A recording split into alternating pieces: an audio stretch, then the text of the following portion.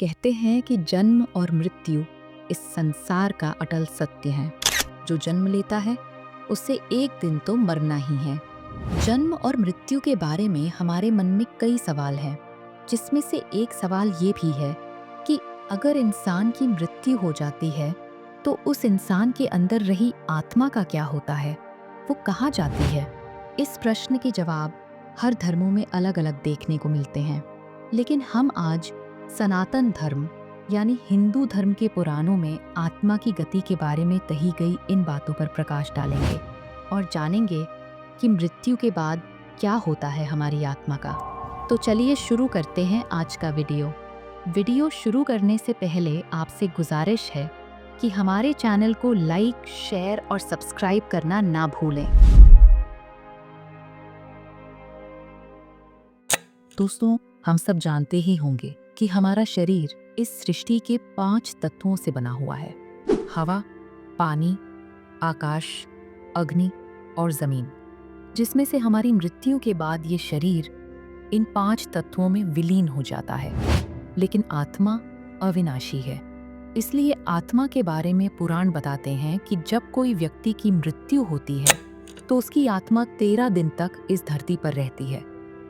इसके बाद वो यमलोक की ओर प्रस्थान करती है। कहते हैं किसी व्यक्ति की मृत्यु हो जाती है तो पहले 3 दिन तक आत्मा को समझ में नहीं आता कि उसके साथ क्या हुआ है, इसलिए आत्मा अपने मृत्यु स्थल के आसपास भटकती है। उसे अपने शरीर से अलग होने की पीड़ा होती है। उसे समझ में नहीं आता कि वो शरीर से अलग हो चुकी है।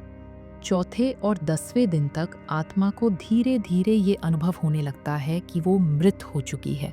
वो अपने परिवार, घर, संबंधियों को देख सकती है, लेकिन कुछ कर नहीं सकती। 11वें से 13वें दिन तक आत्मा यमदूतों के साथ यमलोक की ओर जाने का प्रयाण करती है। इन दिनों में पिंडदान, तर्पण और श्राद्ध कर्म करके उसे मार्गदर्शन और ऊर्जा दी जाती है। उसके कर्मों के आधार पर यमदूत या विष्णुदूत आत्मा को लेने आते हैं। अगर धरती पर किसी व्यक्ति ने ज्यादा पाप किए हों तो उसकी आत्मा को यमलोक के इस मार्ग में आने वाली कठिनाइयों और भयानक दृश्यों का सामना करना पड़ता है। कहते हैं कि ये यात्रा 84 कोस यानी लगभग 250 किलोमीटर लंबी और अत्यंत दुखदायी बताई गई है, जहां आत्मा को भूख, प्यास, गर्मी, सर्दी आदि से पीड़ित होना पड़ता है।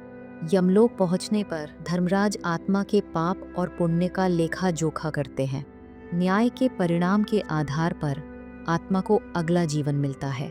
जिनके पुण्य अधिक होते हैं उन्हें स्वर्ग में सुख भोगने के लिए भेजा जाता है, या फिर सीधे एक अच्छा जन्म यानी उच्च कुल में जन्म प्राप्त होता है। और जिनके पाप अधिक होते हैं उन्हें नरक की विभिन्न योनियों में भेजा जाता है, जहां उन्हें उनके पापों के अनुरूप यंत्रणा सहनी पड़ती है। भविष्य पुराण में 28 प्रकार के नरकों का वर्णन मिलता है। भविष्य पुराण का मुख्य उद्देश्य मनुष्य को ये समझाना है कि मृत्यु के बाद का जीवन उसके वर्तमान कर्मों पर निर्भर करता है। ये मनुष्य को पाप कर्मों से दूर रहने, धर्म का पालन करने और भगवान की भक्ति करने की प्रेरणा देता है, ताकि मृत्यु के बाद यमदूतों से भयभीत ना होना पड़े। तो आज के वीडियो में बस इतना ही। दोस्तों, आपको ये हमारा वीडियो कैसा लगा कमेंट करके ज़रूर बताएगा। और हाँ, जाते जाते हमारे चैनल को लाइक, शेयर और सब्सक्राइब करना ना भूलें।